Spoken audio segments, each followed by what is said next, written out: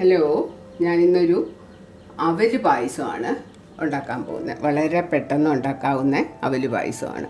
അതിന് ഞാനൊരു കപ്പ് അവലെടുത്ത് വെച്ചിട്ടുണ്ട്, കുറച്ച് കശുവണ്ടി, കുറച്ച് കിസ്മിസ്, പിന്നെ 1 ലിറ്റർ പാല് ഇതിൽ ഇങ്ങോട്ട് തിളയ്ക്കാൻ വെച്ചിട്ടുണ്ട്. ഞാൻ ഓൾറെഡി ചീനച്ചട്ടി വെച്ച് അതിലോട്ട് 2 സ്പൂൺ നെയ്യ് ഒഴിച്ച് ഈ കശുവണ്ടി വറുത്തെടുക്കാൻ പോവുകയാണ്.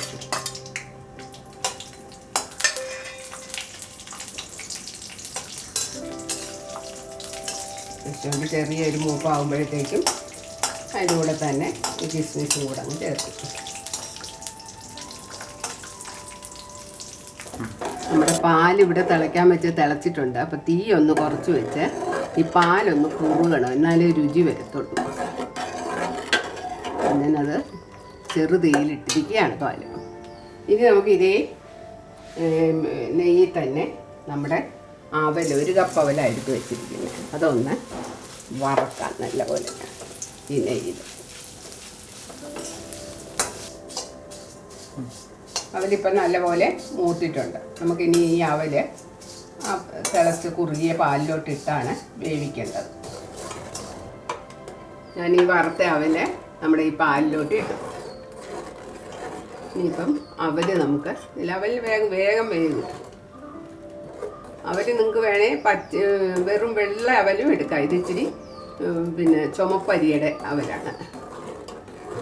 ഞാൻ 3/4 കപ്പ് പഞ്ചസാര ഇതിലോട്ട് ഇടാൻ പോവുകയാണ്. ഇപ്പം അവൽ നല്ലപോലെ വെന്തു.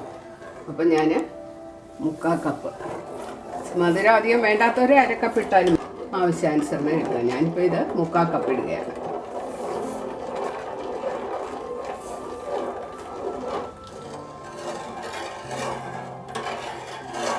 പഞ്ചസാരയൊക്കെ നല്ലപോലെ അരിഞ്ഞിട്ടുണ്ട്.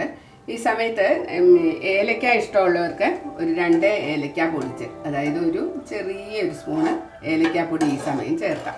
ഞാനിവിടെ ഒരു സ്വല്പം കുങ്കുമപ്പൂ പാലിലിട്ട് വെച്ചിരുന്നു, അത് ഇതിലോട്ട് ചേർക്കുകയാണ്. നമ്മുടെ പായസമൊക്കെ റെഡി ആയിട്ടുണ്ട്. ലാസ്റ്റ് നമ്മൾ നെയ്യ് വറുത്ത് വെച്ചിരിക്കുന്ന മുന്തിരിങ്ങയും കശുവണ്ടിയും കൂടെ ഇതിലോട്ട് ഇടുകയാണ്. വളരെ പെട്ടെന്ന് ഉണ്ടാക്കാവുന്ന ഒരു പായസമാണിത്. അവലൊക്കെ നമ്മുടെ വീട്ടിലെപ്പോഴും കാണുകയും ചെയ്യും. വളരെ സ്വാദിഷ്ടവുമാണ്. അപ്പോൾ എല്ലാവരും ഉണ്ടാക്കി നോക്കുക, ലൈക്ക് അടിക്കുക, ഷെയർ ചെയ്യുക, നിങ്ങളുടെ വിലയേറിയ കമൻറ്റുകളൊക്കെ തരിക. പിന്നെ ഇതുവരെ സബ്സ്ക്രൈബ് ചെയ്യാത്തവരുണ്ടെങ്കിൽ സബ്സ്ക്രൈബ് ചെയ്യുക.